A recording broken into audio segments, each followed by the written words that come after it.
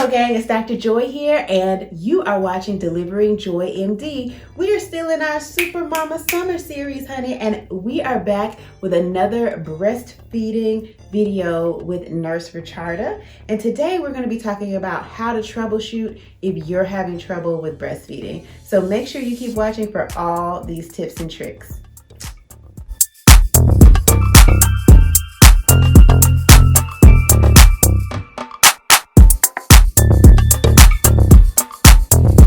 Now that we kind of got the whole, idea of why breastfeeding is important, we got the mechanics down, I really want to also hit up troubleshooting because I know a lot of women are doing great by the time they leave the hospital because, they've had people supporting them and working with them, and they get home and it's like, oh snap, Now this is my responsibility. Now this just got real, right? Because sometimes that milk supply doesn't fully come in until day 3 or 4, but most people are going home from the hospital on day 2 or 3. Because I know a lot of moms get discouraged because they feel like, hey, I only getting just a little bit. Right. How do you kind of help them keep up with whether or not baby is getting enough?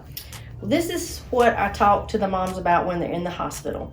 Because that is their concern as soon as they decide to breastfeed is, how will I know? What am I going to do when I get home? So we talked about the 3 different hormonal dwarfs that I call them. You get crampy, and you get thirsty, and you get sleepy. We talked about feeding cues.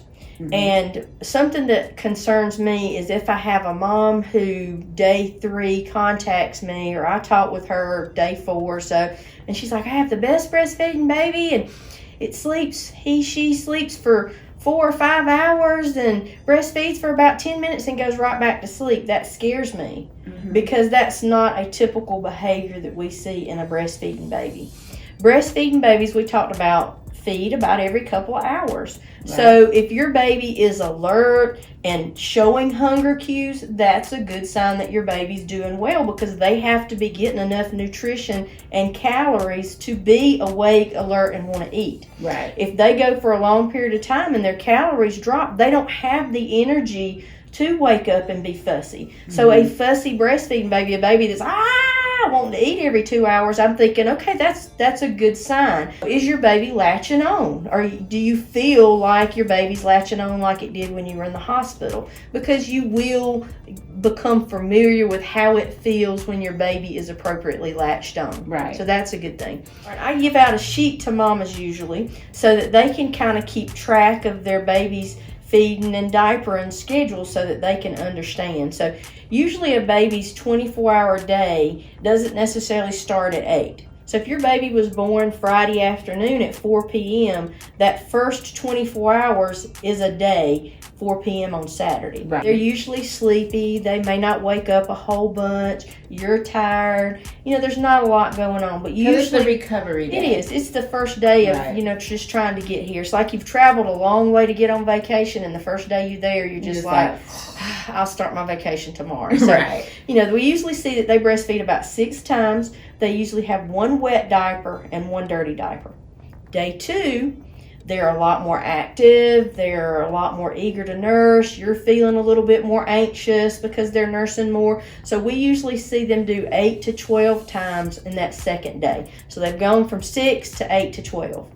And on day 3, we call that the all-day cafe, because they are wanting to eat almost constantly. They're ready for your milk to come in. And usually your milk does come in on day 4. Usually I feel horrible. I wish I could change all the laws that would say that we never discharge a mom until she's successfully breastfeeding and her milk is coming in. Mm-hmm. But unfortunately, moms have to do it at home. Right, they do it at home. Unfortunately, a lot of times women get discharged on that day 3, and that's a lot of times when they start supplementing, because they have well-meaning family members going, your baby's hungry, give it a bottle. Mm-hmm. They don't know that that's normal. And for every day old the baby is, they should have a wet diaper, and they shouldn't go backwards. So day 1, we see 1. Day 3, we say 3. If you're on day 6, and your baby's only had 2 wet diapers, that's a problem. That's a problem. As far as dirty diapers go, it's not so much how many they have, it's the transition that they should have. The Right. first bowel movements that the baby has is called meconium. It's thick, it's black, it's like a tar almost. You have to really clean them to get them off.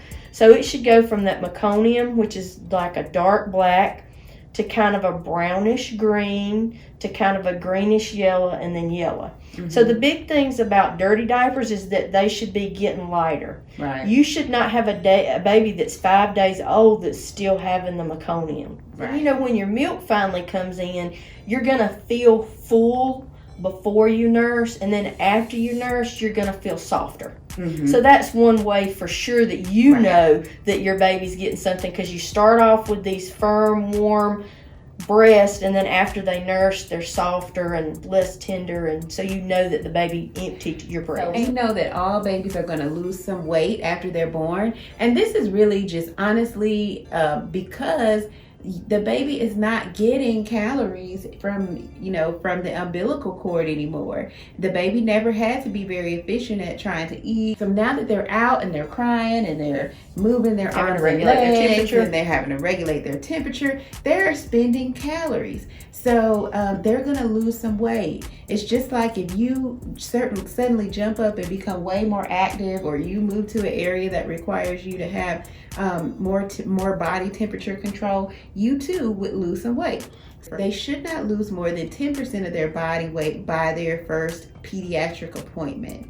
And you need to calculate that, because there are some pediatricians, unfortunately, that may not be They as just wing it. It just sounds like it was a lot of yeah, weight. it just sounds like Sounds it's like a lot the of baby's weight. lost a lot of weight. But let's calculate it, and it's okay to say, to speak up. And we've been talking a lot during the series about speak up. And one of the things that's interesting too is that they've been doing more research on people that had long inductions or long labors, that they think that the baby's birth weight was not an accurate weight because of the water that they retained from the mama's Right. IV fluids that they had gotten while they were in Right. labor. So the fact that it looks like they're losing a little bit more, to more closely evaluate, well, did she have a long labor? Did she have several liters of fluid while she Right. was in labor? Did she get a bolus right before her C-section? You know, that type of stuff. But the biggest thing is looking at the other things. Is the baby latching on? Is it awake and Is it active? vigorous? Is it vigorous? Is it having the wet diapers? Is it having the changes in the poop looking from black to now it's yellow? So as long as there's progress, that's the biggest issue, because they're starting to sort of pull away a little bit from looking at the weight as much as they used to. Pediatricians that are extremely breast friendly are less likely to encourage you to automatically supplement. Right. You know, if the first thing that your pediatrician says is weighs your baby, says your baby's lost too much weight, you got to start bottle feeding them. Let's look at that carefully. I would seek a second opinion, quite honestly. And there's nothing wrong with that. I actually encourage my patients to seek a second opinion about things. Medicine is a team sport. No doctor anywhere on this planet knows everything. And everybody has certain things that they are more well versed in. And that's why you see so many specialists these days, because medicine is huge and it's evolving at the speed of light. Every day there's new information. No human being can keep up with all of that every day. If there is concern that the baby is not getting an adequate amount of food to sustain their caloric needs, we need to evaluate, can we fix this? Can we help the mom continue to breastfeed and supplement? And I recommend like supplementing nursing systems. It's SNS is the, and you can buy those to where you like attach some formula to a bottle on a little, tiny tube, and the baby latches onto your breast and they get some formula while they're getting the breast milk. I highly encourage those if there's a problem with volume production, that the mom doesn't produce enough if she has one of those conditions. So there are ways that we can supplement the baby without replacing the breast. If you find that your milk production is lower, then you want to talk to your care team about that. There may be some things that you can do to help get it higher. And a lot of it is going to be your nutrition and your hydration and how often you're actually putting baby to the breast or pumping, because it is a supply and demand. But if for some reason there's a medication that you're taking, we can really help you navigate that whole thing before you just give up. A lot of your cold medicines can also have dry your up antihistamines have like a drying. So if you're having to take Benadryl, just something as simple as Benadryl. If you have to take Benadryl, really put that water in your system. Right, exactly. I would have a higher supply if I ate and drank about 20 or 30 minutes before I pumped. So if you're having to pump while you're at work and you have like lunch breaks or whatever at work, or even if you can just chug down a big 20-ounce water or something before you pump, I typically find that most people find that they have better results instantly. So it's not necessarily your total nutrition, but it can be nutrition that's linked to recent nutrition. That's why you'll see us order a lactation diet where you'll have meals, but you also have snacks in between. Yeah, snacks, so that you're able to have an adequate milk production. If you can take the maternity time, please take as much maternity time as you can. If your spouse, significant other, whoever has the ability to take leave as well, let them take leave so that you can have more help at home for as long as you possibly can. Sometimes women get overwhelmed with everything that's going on. Maybe they have other kids, maybe they're trying to work from home, or there are just lots of factors that go into it. So your breastfeeding support person or your significant other really needs to turn into, I call them the defensive tackle.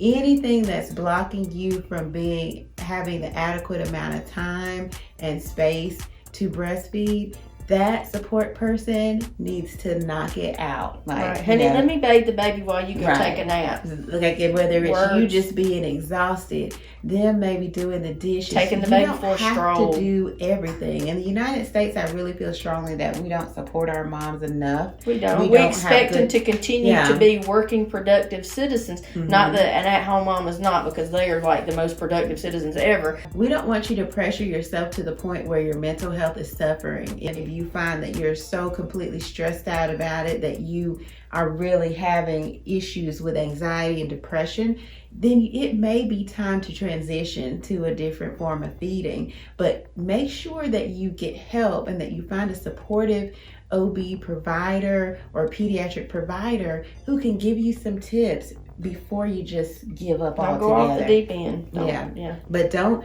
allow breastfeeding to send you over the edge. It goes back to, we want a healthy mama and a healthy baby long term.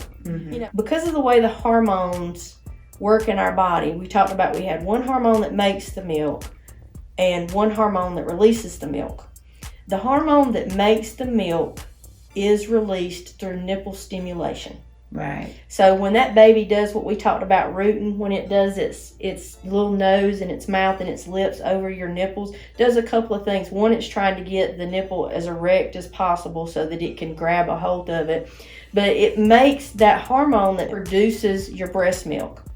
The other hormone that's the letdown hormone, the releasing, comes from stretching your nipple. Now, if you're somebody that's just pumping, because we were talking about troubleshooting, if you're somebody that's just pumping and you think, why am I not getting what I need? Probably what's lacking is nipple stimulation. They have proven that women that add nipple stimulation to pumping produce 60% more milk. That is a lot of milk. First thing you want to do is you have to massage your breast. You need to stimulate your nipple, even if it's just taking a warm wash rag or a baby blanket or something, and mimic that baby that's going to be stimulating your nipple and then pumping. Because if you just put that pump on, all you're getting is stretching. You're just asking for letdown and letdown and letdown and letdown, but you're not getting that prolactin production of the milk. You can't let down what you haven't produced. And these companies, they put this big old bottle on these breast pumps, and you're getting like a teaspoon. And you think, drop down to the smaller bottle. Most women, when you are producing colostrum, It's only 1 to 2 teaspoons. A teaspoon is about all that you're going to get. So a lot of times, hand express on a spoon, and when you see that spoon's full, you're like, yes. You can use like a little medicine cup. You can ask the hospital to send you home some those little plastic clear medicine cups, because they're very bendable and flexible. Or really and truly, hand expression. There's lots of videos that you can look up. Tell us about your breastfeeding experience down in the comments. If you're having trouble breastfeeding, tell us about that too. And we'll see you on the next video, girl gang. Peace. See you soon, girl gang. Don't forget to subscribe and comment below.